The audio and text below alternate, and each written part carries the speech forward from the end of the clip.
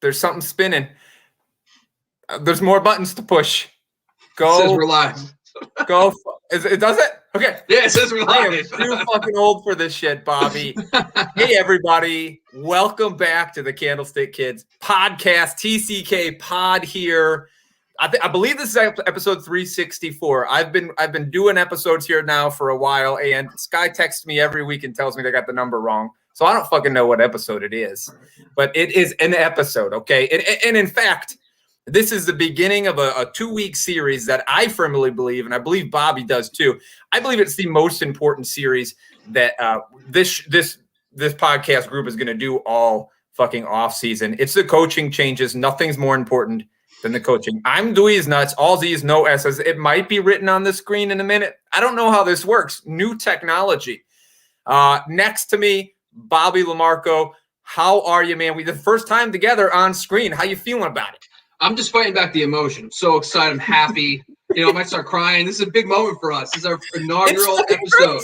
This is awesome. I'm very excited. We may or may not have 2 live viewers right now. You know what? If you're watching live, there's a private chat on here somewhere. Say hello to us. Maybe we can find the chat. Maybe we can't. I don't know. You know what? I'll surprise you. We'll surprise ourselves on this one. But we're going to get into this series here in just a minute. First, I just want to tell you, hey, tckpod.com. That's where we sort of live as a group, but we're all individual people. You can find us and talk to us. Bobby, you're on Twitter, FFX Factor. Is that right? That is correct, sir. And you will respond to every single DM these people send you today. Am I right about that too? Can't wait. I'm multitasking as we speak. You've got nothing else going on, I heard. Someone's birthday you've got to go to. It's fine. I'm on Twitter as well. Look at my name under my face if you can tear your eyes away from this beautiness.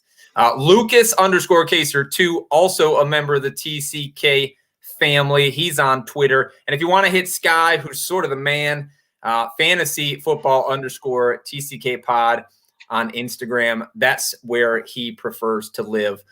Sky did tell us, Bobby, that we should start out and talk about J.J. Watt moving to Arizona. But to me, J.J. Watt is almost completely washed up, and it doesn't fucking matter. Do you want to talk about J.J. Watt? Oh, wow. Look. The guy's going to play in 6 games, and he'll play 14 snaps in each of them over the next 2 years. And that's it. I don't care. $23 million, good for him. I don't care if it's a contender. Yeah. I think he's got to be healthy. It's completely irrelevant. It's not on the field, and you're right. It's been like 6 games, 7 games, and he's had some big injuries too. It's like torn pecs and stuff. So I think I don't think it's a big deal until the game starts and he actually shows he can stay healthy. Really. Yeah, and that's never going to happen. So let's move on. Like I said a minute ago, this is going to be our coaching changes episode. So we are going to hit you with all the teams in the league that have new offensive coordinators, new head coaches. We'll spend most of our time there because this is a fantasy football show after all. There are some new defensive coordinators that we may or may not talk about. But Bobby, we were just talking off the air. We're probably going to have a little bit of a discussion about every team in the league, some of the coaching situations going on there, some other situations going on there, sort of preview of the rest of the offseason. We could probably talk for hours and hours and hours. We could pick a team and just talk for hours, but we're going to try to keep it mostly focused on coaching changes. What is likely going to happen on these teams that have new coaches? What's going to happen to your fantasy assets? If you've been holding on to somebody in a keeper league for a long time, if you're a Miles Sanders truther, like, is it going to pay off with the new regime? That's sort of what we're here for today. And we'll do our best to answer those questions. To be quite honest with you, people watching this, each year, it seems to me, at least to me, I don't know about you, Bobby, but it seems to me like more and more brand new, fresh-faced coaches come out that we just don't have a ton of information on. Like, it gets harder to do this, right? Yeah. I listen, I'll actually tell you, and I found my most difficult one was Anthony Lynn because technically he was never really a coordinator briefly in Buffalo. And you're right. But like Clint Kubiak got his dad. I mean, like, you think he's going to run his dad's offense, right? So, he's brand new. I say it's hard for us to do, but we're fucking professionals, okay? We did this shit, all right? Yeah. We've got advice. We're not going to skip a team because we're pros and we're good at what we do. Amen. Well, I'm good at what I do. I haven't done a show with you yet, Bobby. I don't know. I could be terrible. That's right. Yeah. All right, let's dive into this thing. Hang on. Coaching changes episode. We're going to go division by division here. And on this episode, we're starting in the NFC. And we're going to start with my hometown division. It is the NFC North. You'll see it. You see it scrolling down there. I figured it out, Bobby. I figured it out. Nice. Hey, who's your team? The Giants. Okay, so we're gonna maybe hit them a little later on too. Absolutely. That's fantastic. All right, let's start with my team then. It's the Bears. We're going alphabetically. I'm not playing favorites here. B for Bears comes before everything else. Now, the Chicago Bears don't actually have any new offensive coaches right now. Matt Nagy's still the head coach. Bill Lazor, second-year OC there. Do have a new defensive coach, Sean Desai, former safety coach right there on the same team coming in. Lord only knows what's going to happen. They let Vic Fangio go, and I got real pissed off with the Pagano hire. Can't be any worse than Pagano as far as I'm concerned. Anything you want to say about the Bears, or should I just start and you can cut me off in an hour when I'm done? Well, I want to give you the full hour, so I'll be brief. Well, I think the biggest thing for the Bears is what they're going to do at quarterback, right? It's Nick Foles, because Mitchell Trubisky is a free agent technically, and he could be gone. And Nick Foles he's very streaky quarterback. He didn't really show it, and he actually lost his job to Mitch, right? So. And then it's Allen Robinson. Is he going to leave? Are they going to let him leave? Are they going to franchise tag him? That quarterback situation is still wide open. And until they figure that out, I mean, whether it's Deshaun Watson, some of those, I mean, I'm sure you would love that. But at the same time, yeah, I know, Russell right? Wilson, maybe? Yeah, right. I think until the quarterback situation is solidified, I think the coaching, obviously, Bill Lazor, I think, was a great hire last year. He did great things for that run game, especially with David Montgomery. And Montgomery made big strides in his second season, which is fantastic. But I think from a fantasy standpoint, we have to remember that, Tariq Cohen is kind of that wild card this year for David Montgomery, keeper leagues and dynasty leagues. He had a monster season, but what's going to happen is he going to become more of a part of committee next year with Tariq Cohen. So there's a couple of moving parts for the Bears. Yes, they have stability at the coaching position, but the other positions are just all over the place. So we're going to need a little bit more time before we can dive into the Bears more deeply. For sure. I do just want to say this really quickly because I think it's important for people to understand as far as Bill Lazor and Matt Nagy goes on that offense. Okay, so Matt Nagy's called the offense for most of his time in Chicago. In week 10 last season, he gave up play calling to Bill Lazor. It was difficult for him to do, but they had just lost 6 games in a row. And the offense changed pretty quickly. We saw more points. They ran the ball a lot more consistently, to your point, with David Montgomery. Simplified the play card, which has always been Nagy's problem. He's cute. He is cute, and that's a problem, okay? But the issue here is this. In week 17, Matt Nagy took the play calling back for absolutely no reason from Bill Lazor. So, I warn all David Montgomery owners, all Bears fantasy owners everywhere, watch who's going to call plays next year, because if it's Bill Lazor, the offense has the weapons that it needs to be productive. Now, like you said, whether it's going to be a split at running back, who knows? Who's going to be the quarterback? Who knows? But if Matt Nagy wants to take it back, trade your fucking Bears. Like, get rid of him. He's not the play caller that is going to succeed on this team. I want to say this about Mitchell Trubisky, though. I was reading this yesterday. Going back to 1936, Mitchell Trubisky has the 43rd best all-time career passer rating in the NFL. Do you believe in professional football? Do you believe that stat? That stat blew my fucking mind. That's I mean, you see it on the field, right? So it makes a lot of sense. Yeah, he's like 2 spots higher than Dan Marino, better passer rating. I don't know where these fucking numbers come from, because that was his player comp, right? Coming out of college. Yeah. So Dan Marino. All right, let's get off the Bears again. No big coaching changes. Do watch for the Lazor Nagy thing and who is it going to be calling plays. But let's talk about the Packers, another team where we don't have any big coaching changes here. We're going to go into year 3 with Matt LaFleur. Nathaniel Hackett I think it's his second year as the coordinator there, quote unquote coordinator, one of these figureheads. I think Mike Pettin left the team at defensive coordinator, but they haven't hired anybody yet, as far as I know. But we don't expect anything to change here, right? Like, this is year 3 of the system. They sort of figured it out last season. This team is going to be what this team is going to be. Yeah. I think I talk a lot about this, and we're going to do an episode later in the year about the second year leap. And this Packers team is like the poster child for that second year. It usually takes a year or two. And I'd like to tell people, think about your own job. You know, the first year you're kind of feeling things out.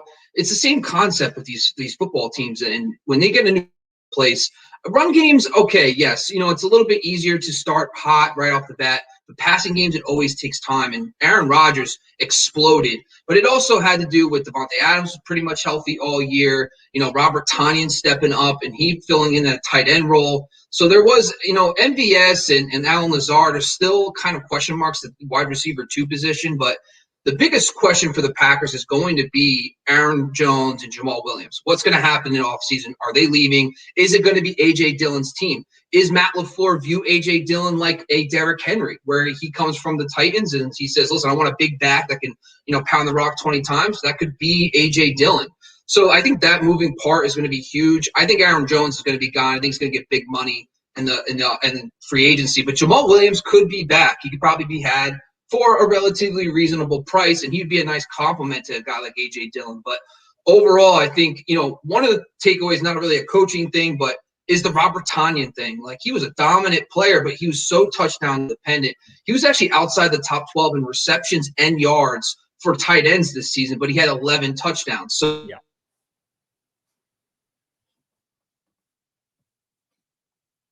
Oh, shit. Bobby froze. I don't know if Bobby froze just for me, but it's fine. We're gonna pick it up. I'm gonna kick him off. We'll bring him back on. I agree with him, Robert Tonyan. Very touchdown dependent, very streaky. I wouldn't certainly consider putting him on my fantasy rosters this season because that's not going to repeat. But we got to move off of the Packers here. We're going to move on to the Detroit Lions. Okay, so the Detroit Lions, big fucking changes. I mean, every coaching position here has changed. Both coordinators have changed. We got a new head coach. So lots to talk about, lots of changes expected. If you saw the Dan Campbell interview after he first got the job, kind of a weird dude, right? Kind of a dude that looks like he's a little bit of a wild card, hard to trust. Well, what do we expect on a team with a guy like this who's going to come in guns a-blazing? Matt Patricia came into this team and tried to totally revamp everything, make all the players work more in practice, and it didn't pay off. The team, the players on that team sort of revolted against him. So can Dan Campbell get the guys behind him or not? Bigger question probably even than what Dan Campbell can do as a coach is what's going to happen with Jared Goff, new quarterback on this team. Who's going to be at wide receiver here? You know, Marvin Jones might be leaving the team, right? Kenny Galladay might be leaving the team. Who the fuck's going to be there? What's going to happen with this defense? It was the worst defense in the league, worst defensive secondary in the league last year. Now they bring in Aaron Glenn to take over that defense. Defensive coordinator, former defensive back coach, for the New Orleans Saints, Marcus Lattimore sort of came up under Aaron Glenn. So they have some hope there. I think we're going to bring in a co-host to talk about these Lions with us. Let's make it happen. Yo, what's up, buddy? Good evening. Yo, I saw y'all were in the comments. I want to jump in and say hi. Good evening here. I'm just jumping in on the Lions here. I'm a little bit late on the Bears, but I've been tuning in backstage. I want to jump in quick here. And, Bobby and I quickly covered the Goff and Stafford trade. I want to get your feedback. Obviously, you saw Stafford twice a year in Chicago. Can you give us just your version of the Stafford-Goff trade? Yeah, so I think this was actually a really good trade for both parts here. First off, the Rams come out and they get a guy in Matthew Stafford who absolutely has been and can be electric. This guy has playmaker ability written all over him. As tough as they come at the position, can be a stud in the league. And if he fits into that scheme, if they put a scheme around him rather that kind of utilizes his talents, lets him go deep more often than they ever did with Jared Goff, I think Sean McVay is the guy to find a way to make that work. And on the other side, now Detroit didn't get a lot back for him right now, but Detroit did get a lot of picks back, a lot of future back, and I think they did the right thing there. They're obviously in a rebuilding year, so rebuild. I mean, they got picks and picks and picks. I know they're going to be later first round picks they got in that draft, but look, you can rebuild with 23rd picks in the draft for a couple of years in a row. Like those are the kind of utility players you can pick up, linemen, defensive linemen, interior guys, even assisting linebackers. Like you can make some moves there. So I think it was a good trade for both parties. Jared Goff is a fine stopgap quarterback. Shit, he played in a Super Bowl, right? So it's not like you're losing out. So good trade there. Now, will he fit in the scheme? And more importantly, again, like, will there be any weapons around him? I don't know, right? That's going to have to be the big question in Detroit. Who the fuck is going to come back next year? I'm hearing some big time names in the fantasy industry, larger platforms than us. I'll put it that way. And some of those guys have DeAndre Swift ahead of guys like Cam Akers and J.K. Dobbins and even Jonathan Taylor coming into year 2 as a rookie quarterback. Bobby, do you see that happening? It really comes down to the pass catching opportunities, and Adrian Peterson potentially still there. Do you see DeAndre Swift actually getting the opportunity in that offense, which I think the Lions overall, especially if they lose Kenny Golladay and Marvin Jones, will probably be the worst team overall in the NFL and maybe one of the worst offenses as well? Well, Scott, thanks for stepping in, man. I mean, this is great. Look at us. Look at us, the three of us together. We're all in the water, baby. I like it. I like I was waiting. Rotate in. Look. I'm sorry to break this up really quick. Look, Brady was ready when Bledsoe went down. If Bledsoe goes down, and Brady, if Bledsoe goes down and Brady's pulling a Lamar Jackson, oh man, Tom Brady never happens. That's all I'm going to say. Dude, that's got Wally pimped. That's got Wally pimped. That's all I'm going to say. It's nuts. Yeah. So talking about Swift, and listen. So one thing I learned about the Anthony Lynn thing is prior to him going to the Chargers, you got to remember those Bills and Jets teams. Remember, it was like run, like Tony Sperano, Brian Schottenheimer, Marty Mortonway, like these guys that were under the Rex Ryan scheme, they were constantly top 10 in attempts. And Lynn, basically, they let go of Ken Wisenhunt this offseason. They tried to recreate some of that, but unfortunately, because of the injury to Austin Eckler, they really had the kind of a mosh posh of running backs. So, but when I was looking at Austin Eckler's 8 games where he actually played 50% of snaps, he had 20 opportunities a game. He was very involved in the passing game, 7 targets per game, plus about 13 or so carries. So he was very involved all over the field. And like you just touched on too, with Jared Goff now in the picture, the one thing I'll talk about, the contrast in styles between Goff and Stafford is insane. Stafford led the league just 2 years ago in deep passing rate. So he's at about 19% on passes throwing per attempt. So 19% of his attempts were 20 yards or more downfield. Goff was third lowest in the NFL back-to-back seasons, about like 8 to 9%. Very low. So he's not willing to challenge defenses downfield. When you look at Anthony Lynn's offenses over the last couple of years, even with the Ken Wisenhunt scheme, Austin Eckler, Melvin Gordon, even LaShawn McCoy had 50-plus targets in those systems in Buffalo. So I do think Swift is going to be a fantastic buy. And me and Dweeze were just talking about this too earlier, is that running games typically in year 1 they're not bad. It's the passing games that take time. So I think they are going to lean on Swift. But I think Adrian Peterson, does he come back? That's going to be a key factor in all this because it's the novelty of Peterson. Now, granted, Anthony Lynn and Dan Campbell, which is just like Campbell. Like I'm thinking like just smack. He just wants to punch someone in the face every time on the field. So I'm looking forward to that. But I think Swift definitely needs to be monitored as a potential, top 12 back next year. I want to say Carry-on's still around too, right?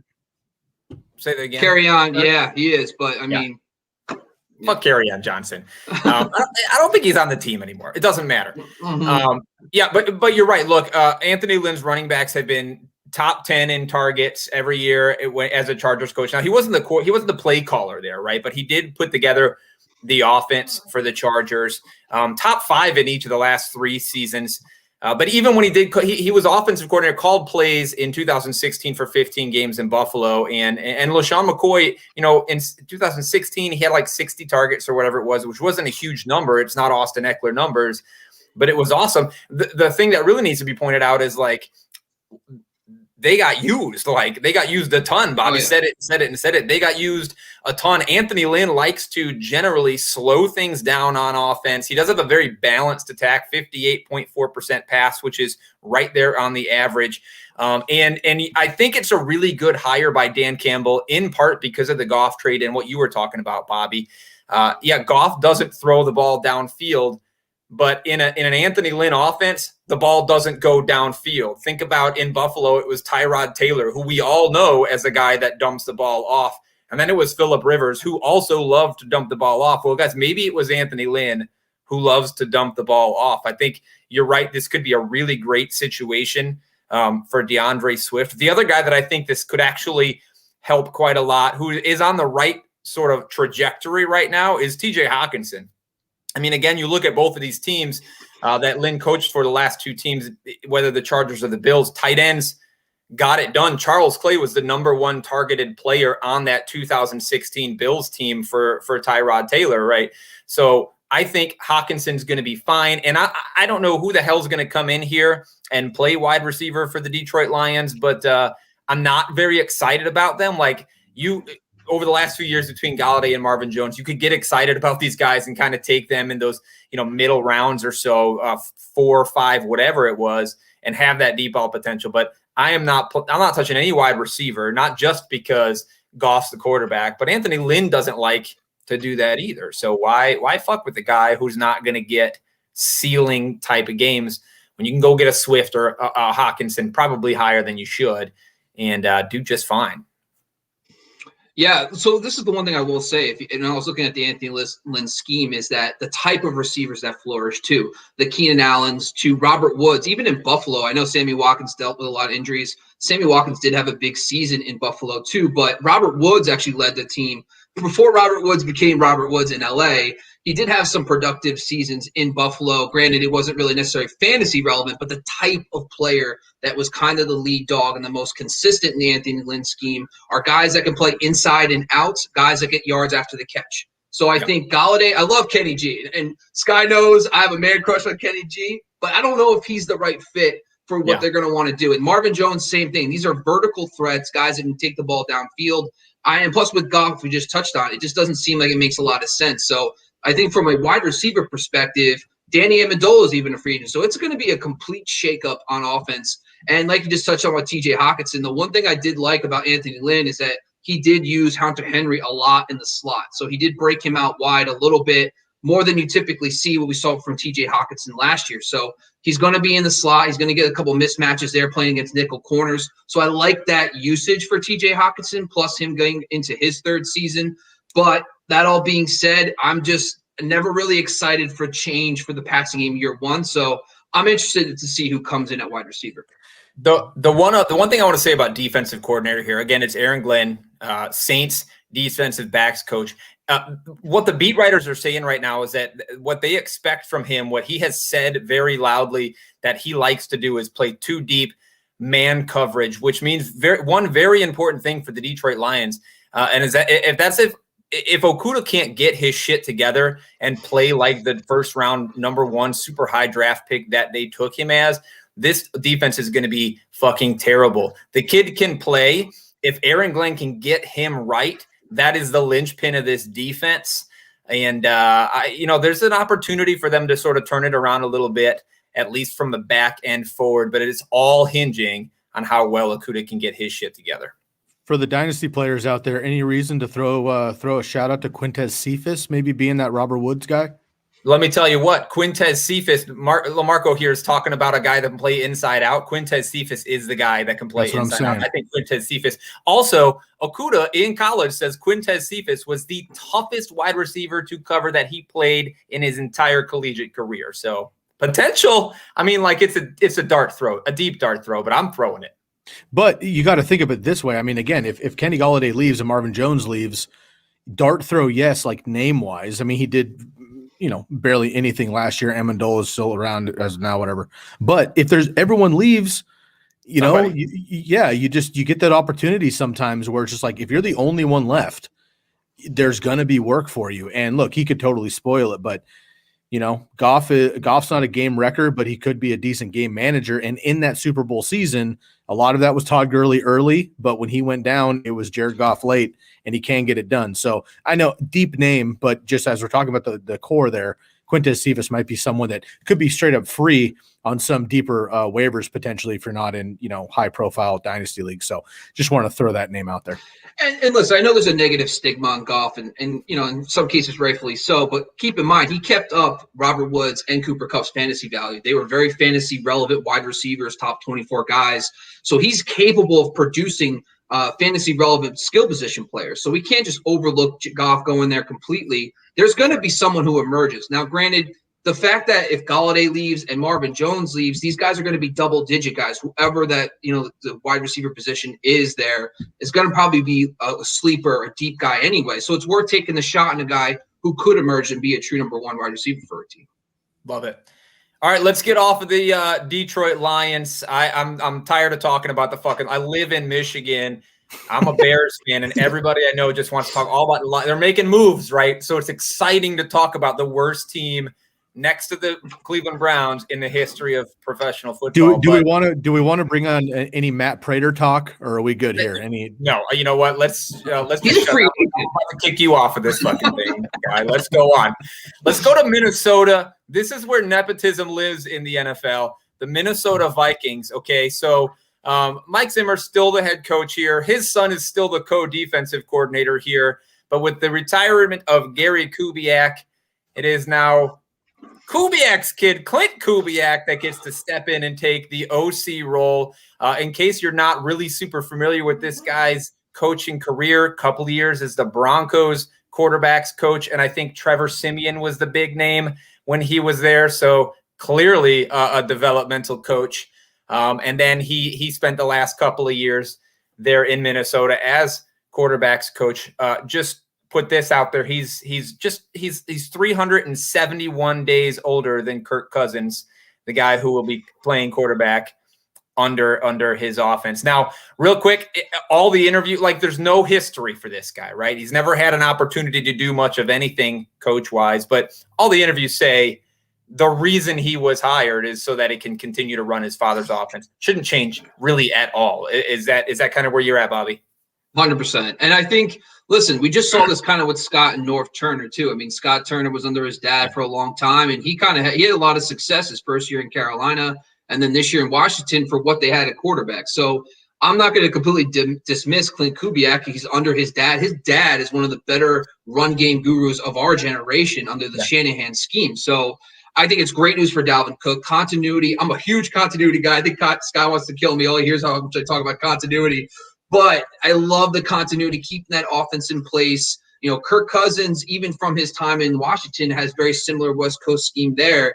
This is good for him. Just kind of repetition. Justin Jefferson, another year in the system. He can start playing faster. I think the biggest X factor, though, for this team is probably going to be what happens with Kyle Rudolph. Now, if Rudolph leaves, I know a lot of people are talking about Irv Smith, but there was 4 games this year where Kyle Rudolph was out. And him and Tyler Conklin split work. I mean, they both had 20 targets in the 4 games that Kyle Rudolph missed. So I don't know if I'm all in, but the one thing I thought was key is that he was actually second on the team in red zone targets, and he had 3 touchdowns in those 4 games. So Irv Smith, the tight end position is kind of an enigma. And if he can get you 8 to 10 touchdowns next season, that's a guy you can watch. So there's a lot of opportunities, especially if Kyle Rudolph leaves. I do think people are a little too excited about Irv Smith Jr. I know everybody's just chomping at the bit, waiting for Rudolph to leave. And look, Kyle Rudolph, over the last 4 years, is the 3rd most touchdowns of all tight ends, or some crazy number, where he scored 6 every single season for the last decade. But I just don't know that I'm sold on Irv Smith Jr. right now. And I liked your Scott Turner reference, obviously, but to me, the big difference here is that when I listened to Scott Turner talk, and then when I watched him coach, it was evident that he wanted to use what his dad put in place and put his own stamp on it, make a couple of changes, and he did that really successfully. I personally think Clint Kubiak sounds like a fucking moron, and I think he's going to try to literally do nothing at all different in this offense. And that just doesn't always work out. You know what I'm saying? I expect the offense. I know there's some continuity, and that is a great thing. There's a bunch of amazing pieces on this offense, but I expect there to be a step backwards because I just don't see this kid as somebody that can get out and command a successful offense right now. I just don't see it. He seems like a fucking idiot. Well, I think the other thing about that, I love it. I love the honesty. And listen, the one thing I will say is when you have a veteran quarterback like Kirk Cousins is that they do get more responsibility. Maybe they transfer some of the responsibility to Kirk Cousins to call plays, and of course he's probably already doing a lot of this at the line of scrimmage, but being more involved in the scheme and the play calling and that aspect on the field could be a thing as well. But you're right. We don't 100% know. We don't have a lot of information.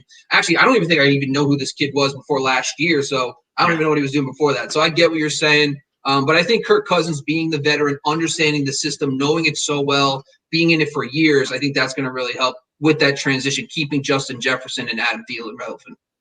All right, look, that's it for the NFC North. Before we move on to the NFC East, Sky, I got to ask, what's going on with that jersey behind you, brother? All right, so I'm not shy, and everybody knows that I'm a Duck. I live down the street from Autzen Stadium. My boy Jay Herbs tearing it up with the LA Chargers. I watched him at Sheldon High School, holding it down for the Duck University here, University of Oregon, right down the street in Eugene, Oregon. This is a DeAnthony Thomas jersey. Ooh, my man was shredding 2009. So we're going to throw it back for the older kids here. Wow. 2009 Fiesta Bowl versus Kansas State. My man, opening kickoff, house, over 200 total yards. He got drafted, I believe, by the Chiefs. He kind of fizzled out because he's one of those like super bust guys, but special teamer only kind of dudes. Fun fact: he was one of Snoop Dogg's Pop Warner kids as well. But DT, man, absolute savage. So I want to shout out the Ducks, of course. And look, man, Bobby already gave a shout out to Kenny Golladay. Dweeze, you've been repping this threesome in Washington, which we only have probably a couple months left of that. I haven't heard of any team name change, but I assume it's coming sometime soon. I also know that you were a childhood Cowboys fan. So look, guys, if you're looking for any type of jersey, a DeAnthony Thomas, maybe another Oregon Duck jersey, Lions, Cowboys, Bears, whatever you're feeling, go hit up our boys over at the Jersey Jungle. That's on Instagram at the Jersey Jungle. Real easy. It's on the bottom on the scroll. Make sure you hit it down on the YouTube. Go check them out. Tell them we sent you Sky Bobby Dweeze from TCK. Use the TCK promo code. Save 10% on 1 or 2 jerseys and 15% on 3 jerseys. And look, these are already half price. You get them on NFL.com. They're about $120 for the Twill super nice game worn jerseys. These are $60 at cost, and we're getting you a discount as well if you use the TCK promo code. So do yourself a favor, get somebody, call your shot on one of these rookie running backs. Call your shot maybe on the next big thing coming out of college. Get their college uni now before they're going to become obsolete, and maybe get an OG, or look, perhaps you want to get a J.J. Watt Cardinals jersey, or throw it back and get one of those Houston Texans jerseys for a commemorative edition there. So make sure you go get your jerseys at the Jersey Jungle on Instagram. Place your order. Use the code TCK to get 10 or 15% off. Yo, boys, it's been a pleasure. I'm going to jump off here. We're having a lot of fun. We got Lucas in the place as well.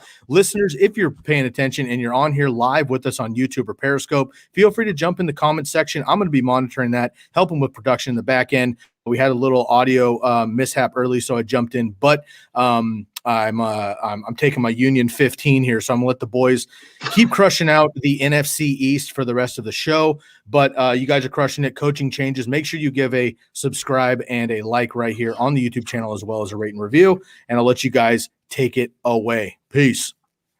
Cool. Thanks, Sky. Look, before we move on, Lucas has a request of us. Here it is.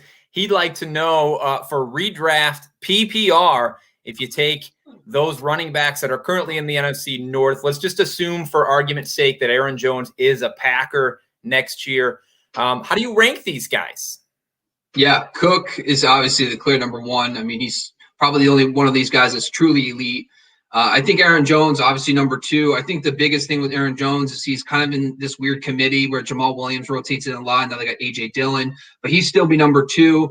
I think Swift is right behind him, though. I think Swift is going to be the emerging back with Anthony Lynn coming in this offseason. So I think I'm excited for Swift. And then bringing up the rear, your boy, David Montgomery. But Montgomery, I still think is great. Still a top 24 back. But I think Tariq Cohen kind of throws a wrench on him for 2021. Yeah, I agree. And, we talk about that coaching issue. Who's going to call plays? Is it going to be Bill Lazor, so forth, so on. So there could be some shifting at the bottom there, but Swift's upside right now looks good. And you know what? These 4 guys, I haven't considered it before, but this might be the best division for fantasy running backs going into the 2021 season right now. If I'm wrong, you can tell me about it later. But right now, we've got to move on. We're going to move over to your division, sir.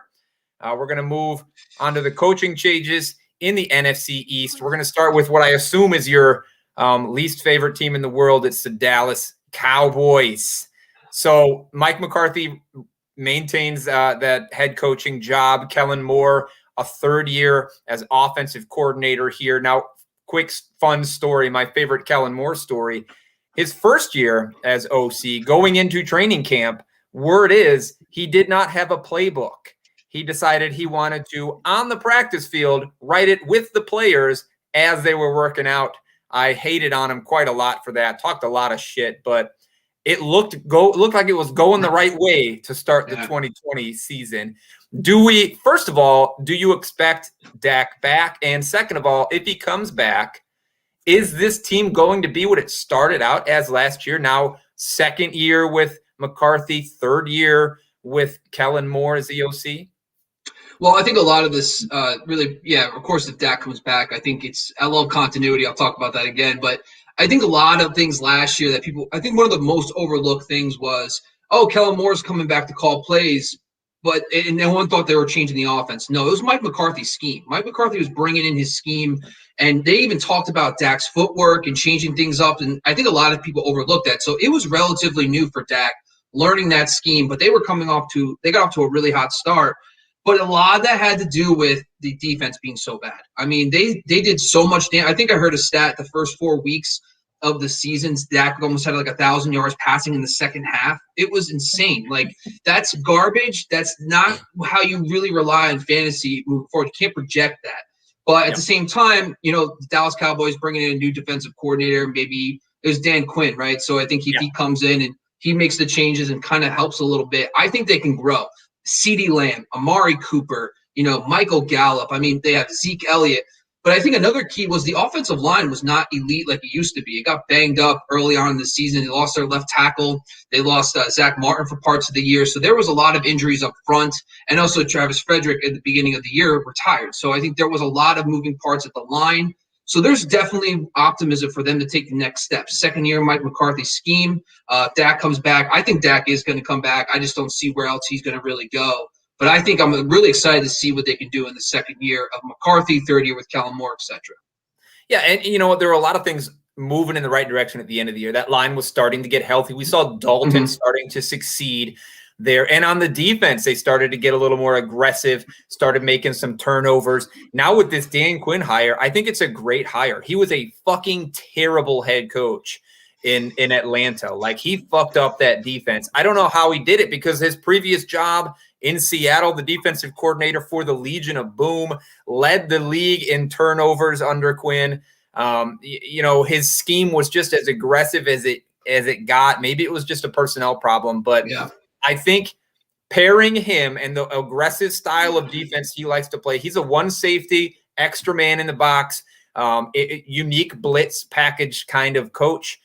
I think that defense takes a big step forward, which might be great for the Cowboys. But, if you're expecting 500 yards a game from Dak, that's probably not. It's good to know that he can do that, but probably not realistic. All right, let's move on then. Let's do the big one, okay? So the Philadelphia Eagles have a total turnover. Head coach, OC, defensive coordinator. And look, I got to be honest, man. They have 3 years of coordinator experience between the three of these guys, right?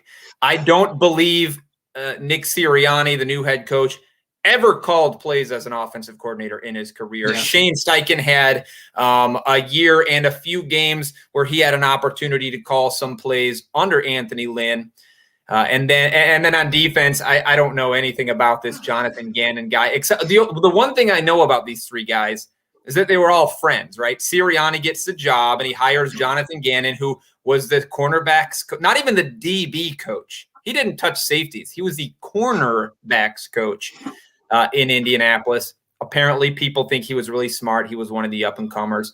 And then he hires Shane Steichen, who took over for Nick Sirianni as the quarterback coach for the Chargers when he left to begin with. So, like, they work together as well. It's just a big, like, let me hire my friends here. But what should people expect from these really young coaches? Do we have enough information to give them anything right now? I think we do. And I think the biggest reason why is these guys come from the same tree. So Nick Sirianni and Shane come from the LA Chargers, San Diego. These guys really do. They all started under the Todd Haley, which is crazy to think. But Todd Haley, when he was the head coach in Kansas City, he actually gave Nick Sirianni his first job. So that's where it started. And then, of course, Todd Haley had ties to Ken Wisenhunt. And then he made the switch over to LA with Ken Wisenhunt, where he met Frank Wright. And then he got his head job with the Indianapolis Colts. So there's a lot of years of data to look at Nick Sirianni as a position coach under these same schemes. But the thing I did like is that the Shane Steichen came over, same scheme. They're all Ken Wisenhunt guys. So I kind of look at Ken Wisenhunt and Frank Wright and I say, okay, where do we build from there? Granted, yes, they didn't have a lot of play calling experience. Nick Sirianni did not call plays. It was Frank Wright. And then in San Diego or LA, it was first year for Shane. He was underneath Ken Wisenhunt for all those years. But looking at those schemes, I do think there is some room for optimism. Granted, you're talking about guys like Phillip Rivers at quarterback, and Jalen Hurts looks like he's going to be the starter most likely, very mobile. How are they going to take advantage of that? We just don't have a lot of history for these coordinators because, like, even Todd Haley, when I looked at him, it's Ben Roethlisberger, right? All those years, and then Kurt Warner, like with Ken Wisenhunt and Todd Haley, and it's like flat-footed pocket passers. So we don't know if they're going to really utilize Jalen Hurts as a runner as much as he should. Now, do I think he will? I do. I think he should be used as a runner. He did run for a lot of yards in his limited start. So there is room for optimism from just a general being able to move the football in that avenue, something they didn't have with Carson Wentz. I think that's something I'm looking forward to. But overall, they need to fix. This team was decimated by injury. I mean, on the offensive line, the great news is they probably get back one of the best interior offensive linemen in Brooks. He's coming off injury from last year. He comes back. Their left tackle, Andre Dillard, should be coming back. So they're going to start getting healthier. Lane Johnson was banged up half the season. So fixing that line and then getting receivers. I mean, they need – the one biggest difference I saw from these two offenses was – the use of a tight end. I mean, the Philadelphia Eagles basically had to live off two tight end sets because they didn't have receivers. Granted, was that because of all the injuries or was that a philosophy thing? I don't think any coordinator really wants to use two tight end sets as much as the Philadelphia Eagles did. But the Indianapolis Colts aren't going to be – they were not that heavy in the two tight end set. So I think the one thing if Zach Ertz leaves, I think it's going to be Dallas Goedert, of course, but I don't think – It's going to be a personnel thing. Are they going to have the receivers? Is Travis Fulgham going to take a next step? Jalen Reagor going to take a next step? They need people to step up on the outside, especially because they're getting rid of Alshon Jeffrey. They're getting rid of Deshaun Jackson. So from my perspective, there's a lot of opportunity for these guys, especially I like Nick Sirianni, but I love it for Miles Sanders. So, yes, the Colts had Nyheim Hines, and then you think of Danny Woodhead from the Chargers days that these satellite backs have a role. But when I looked at the actual data, they're the running back one. So Melvin Gordon to Marlon Mack to even Jonathan Taylor last year, they all consistently got over 230 carries with a max of 280. So the running back, the true RB1, does get a lot of work. So I think Miles Sanders can capitalize on that. Now, I do think a guy like Boston Scott fits perfectly into that Nyheim Hines role, but Miles Sanders is a great receiver. So he's just another guy that needs to stay healthy. And he could really benefit from being a feature back. And Nick Sirianni has shown being a part of the coaching staffs that do feature that running back position. Yeah, you nailed it there, man, with the running back. I mean, like, I have more exclamation points after Miles Sanders than I usually see in any one place ever. But Not only like Frank Reich said, the one thing Frank Reich said about Sirianni over and over and over was that Sirianni was the reason he never stopped running the ball. Like Sirianni was the whisper in his ear every game, all game long, keep running it, keep running it, keep running it. Even in games where they should have probably gone away from the run, where conventional wisdom said it, he was whispering in his ear, like, run the fucking ball, dude, run the fucking ball. And it really worked. He is going to be the play caller. Nick Sirianni's taken on that role for the very first time ever. Shane Steichen will have a really big influence, though, as the only guy that's called plays ever. Again, he did it for a year and a half. Now, when he took over in 2019 as interim offensive coordinator, I'm kind of throwing away a lot of what happened last year on that team just because so much was in flux. Herbert steps in and everything was nobody expected anything to go the way it did. But if you look at the splits for like Melvin Gordon during the time when Steichen was calling plays, like his 16-game pace was 280 carries, 1,400 yards, and 14 touchdowns on the ground. Like he likes one guy. He likes to feature one guy. In fact, if you look at the plays, you look at the interviews, you look at the scheme changes when he stepped in, Steichen likes to feature. He falls in love with players, like not plays, not schemes, but players. Like he decided he wanted Mike Williams to have a ton of deep ball opportunities, and his 16-game pace doubled in yards when he stepped in 2019. Obviously, Keenan Allen, second most targeted guy per game last season when he decided he wanted to feature him. Melvin Gordon, he wanted to be the feature back when he stepped in 2019, and it just happened. So that's going to happen here. Miles Sanders is going to be the guy that both of these two decide to feature. And I expect a really efficient offense, right? Like, 57.5% red zone scoring when he stepped in after a 47% that year. He increased the yardage per run play by, 0.8 yards when he stepped in that same year. They scored like 5 more points per game when he stepped in, Steichen, that is. So they know how to run a good offense, and they do that based on the guys that they like. They like to feature guys in roles, and I think Miles Sanders going to be really solid. I do like Jalen Hurts here, and I like the coaching situation here because, first of all, both of these coaches, when they had an opportunity to be the quarterback coach for Phillip Rivers, I think they learned from Phillip Rivers a lot about what the quarterback role is. To me, Phillip Rivers, probably one of the smartest quarterbacks in the league, at least after Peyton Manning left, maybe the smartest on-field quarterback in the league. So they got that for him. And then Steichen with last year helped Herbert step into a pretty successful, at least quarterback position. They didn't win a lot of games. So I like that for them. I don't love the wide receivers, either of them on this team. Maybe the deep threat, if they pick one. Steichen loves to go deep on a play action pass. Is that a guy like Hightower? I don't know who that's going to end up being. Like, let's see what happens there. I think Goddard and whoever the tight end really struggles just because it's not really I don't expect it to be a focus of this offense. I think the short pass game is going to be Miles Sanders. Whatever. Steichen's never had a good tight end. Obviously, Ebron in Indianapolis did a little bit better, but no thank you for me. But young coaching staff, I agree with you. They're all sort of on the same page coming into this thing. And to me, that page, sort of like you, screams like Miles Sanders should be higher on your draft or trade target board than he is right now. Yeah. Probably. I don't know. No, and the thing is, like a lot of the Eagles, the whole thing, their theme is, can they stay healthy? I mean, there's just so many moving parts last year because of injuries. But another thing I did notice, too, about this offense is that, Doug Peterson, because of that 2 tight end set, they used their receivers had to play out wide a lot. There wasn't a lot of movement into the slot. They didn't have – yes, they had like Ward, for example, who was a primary slot guy. But their true outside receivers were not featured that much in the slot. Now, this new coaching staff does. I mean, we just saw Keenan Allen, for example. His 50% snaps inside and out. He was constantly moving around. That's much more beneficial. You get nickel corners. You get better matchups. But also even T.Y. Hilton, even though T.Y. Hilton didn't have a great season, he was still kind of moved around a lot more than what you saw from the Philadelphia Eagles wide receivers last year. So that's another thing that I didn't notice. But at the same time, is Jalen Reagor going to be the number one? I just think that we need to hear more about what they do in the offseason. I just don't know if they have the cap space, with all the money they're going to eat with Carson Wentz not even being on the team. Are they going to have enough luxury to go out and splash for a guy like Allen Robinson or something? I just don't see that happen. I know it's your guy. I'm sure he's staying. I didn't mean that. My fault. It's fine. He should probably leave. Yeah, it's going to be an interesting team to watch. Lots of changes in personnel and in coaching personnel. Let's move off of them, though. Let's come to your boys.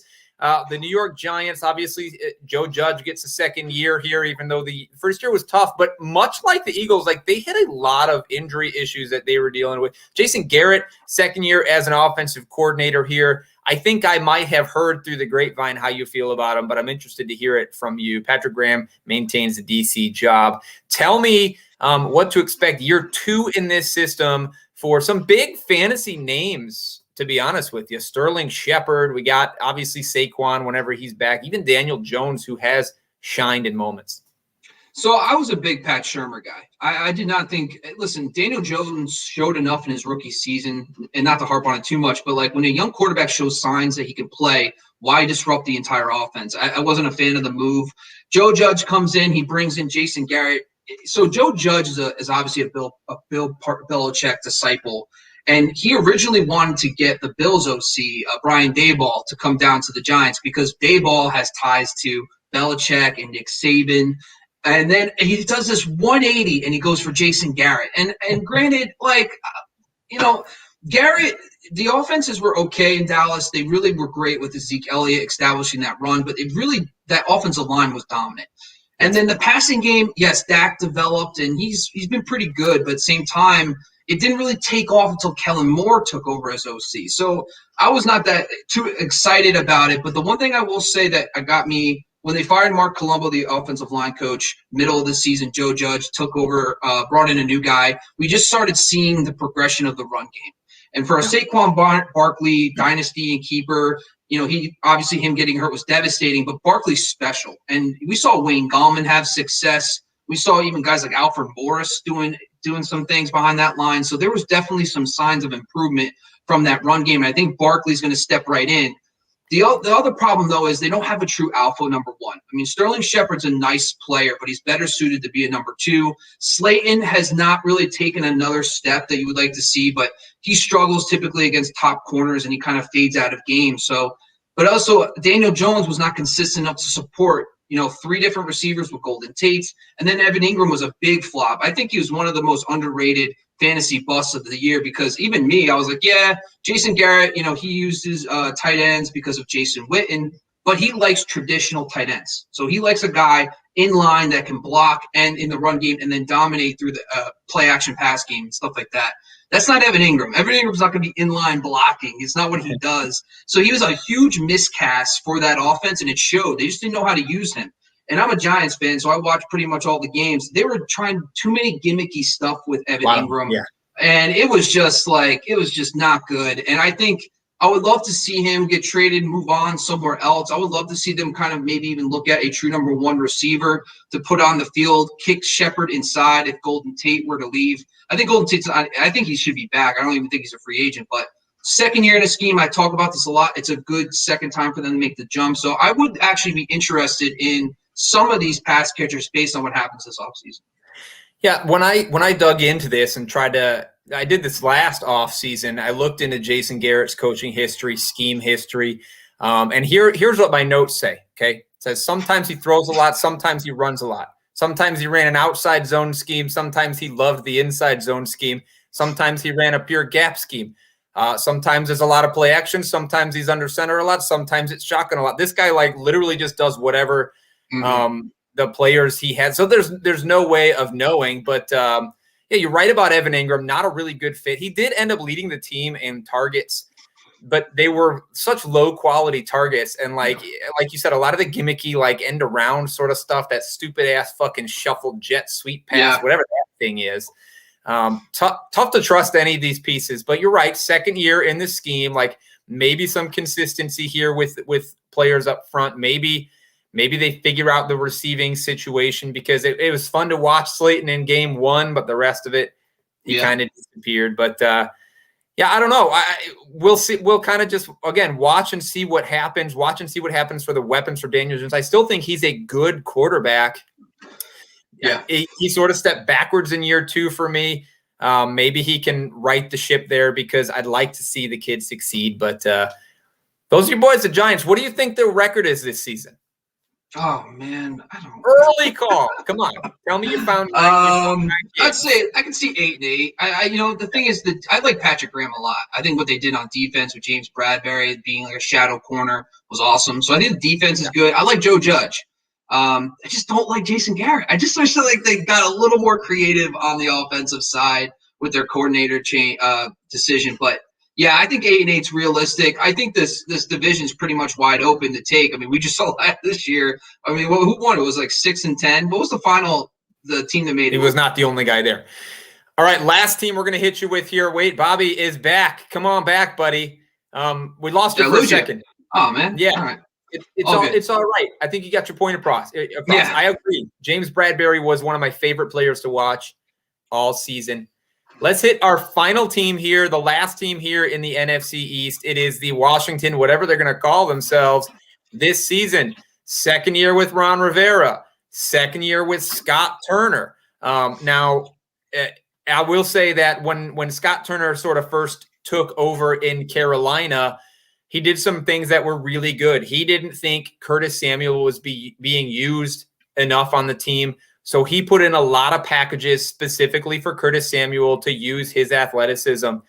When this was a great story. Right after the Senior Bowl, Scott Turner was at the Senior Bowl, watched Antonio Gibson play, and started making play packages for Antonio Gibson well before the team drafted him onto the team because he saw him as a Curtis Samuel type player that could do a lot of things. They can utilize his size and athletic combination there. Obviously, he sees J.D. McKissic in the same way. Mm-hmm. The thing I like best about Turner as an offensive coordinator is just that. He looks for ways to use people that might be a little unconventional to get the most out of what they bring and the athletic ability they bring to a team. And that's fun to watch. And it can be really successful. Even with the quarterback turmoil they had in Washington, there were some successful players on this team. Gibson was good in his first year, should be a lot better in the second. Terry McLaurin was good. Don't know what's going to happen there, but I like the coaching stability in year 2 here. This to me is one of these poster children for 2021 year 2 system. Maybe we see the bump similar to what we saw in Green Bay. Obviously, they don't have Aaron Rodgers, but how do you see the Washington situation?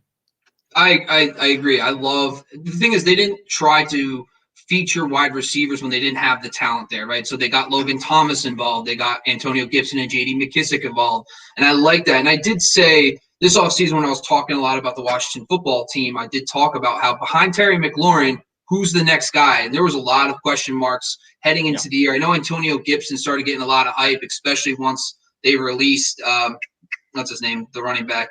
Darius Geis. Yeah. Once they released him, it was like, okay, it's time for him to do his thing. And he did. He was very talented. And I think he does offer a lot of CMC type of ability with the passing game. So I think Antonio Gibson, the arrow's pointing up on him. Listen, J.D. McKissic's going to be involved if he comes back. I think J.D. McKissic, he showed enough on the team to be a great passing game complement. But the other thing I got to say, though, is behind Terry McLaurin, there wasn't a true number 2 wide receiver. A guy that could come, maybe Curtis Samuel. He is a free agent. What if he makes the trip up to Washington and becomes the number 2? That's going to be impactful. Yeah, it'd be very impactful for Logan Thomas. It'd be impactful for the running backs because now you have another mouth to feed that's going to consistently get targets. But I think I like Scott Turner. I like this a lot. I think who's going to be the quarterback? Is it going to be Alex Smith coming back? Is it going to be Tyler Heineke? Is it going to be Kyle Allen? I just don't know if any of those guys are going to be consistent starters in the NFL yet. Yes, Heineke put Tom Brady against the ropes and almost beat him, and they could have been Super Bowl champs, But at the same time, I don't know if any of those quarterbacks are going to be consistent enough to keep those guys all afloat. I like McLaurin. I like Logan Thomas. I like those guys. But at the same time, we would like to see a quarterback come in who can support multiple fantasy relevant players consistently. So I read today that Alex Smith is likely to be leaving the team in the next few days. So that sort of option is off the table. up in the air. You know what? And with what they did at quarterback last year, they still were relatively successful. If they can figure that out, even in the next couple of years, I think there's some real potential for some of the young studs that are up and coming on this team. Love what Jack Del Rio did with that defense. Obviously, they should come back just as good, if not better, with some of those young guys taking a step forward. But, hey, that's it for the NFC East, which means that's it for us, Bobby. That's our first show together in the books. TCK Pod 364. How was it for you? Like, are you sweating? Are you feeling good? Is Sky off? Because if Sky's off, it was the best pod I've ever done in my life, you know? So, no, it's great, man. We should do this again, maybe in like a day or two, you know? Maybe in a couple of days. Look, if you're watching the show, we love that you were here with us live. If you're watching on YouTube, that's fan-fucking-tastic. Subscribe, hit that damn bell, like the video, share the video with your friends, all the things you can do. I believe, though, Bobby, on Thursday of this coming week, you and I are going to get on. We're going to do the rest of the NFC, and we're going to do it at the same time, right? 7 o'clock Pacific. That makes it 10 o'clock Eastern. We're going to be right here live again if you want to come watch. I think. Yeah. I don't know. I don't know. Look, you can comment, you can talk to us while the show is going on if you watch it live. If you'd rather listen to us, the podcast is available on the website, tckpod.com, YouTube channel. You can look at our beautiful faces. Otherwise, if you just rather chat, Sky's at fantasyfootball_TCK pod. Lucas is at Lucas_Kaser2 on Twitter. Bobby's at FFX Factor on Twitter. I'm Dweeze Nuts, all Z's, no S's on Twitter as well. Come chat with us. Come engage with the TCK brand, people. We're bigger than ever. Every day we're getting bigger and bigger, and we want you to be a part of it here from the ground floor on up. Go hit up your boys Jersey Jungle on Instagram and get your beautiful, beautiful jersey as well. I am out of things to say, Bobby. Would you like to say goodbye, tip your hat, or give them a piece of worldly advice before we go? No, just stay with us, man. I mean, I'm excited to talk coaching changes. We're going to be doing this for the whole year. I'm excited to just dive into more stuff with you, Dweeze, and Sky, and we're doing great stuff here, so stay with us. Absolutely. It's been real today, Bobby. It's been real, people. Sky was here for a while. That was fun, but we're done. Peace out. Fuck off. And we'll see you later.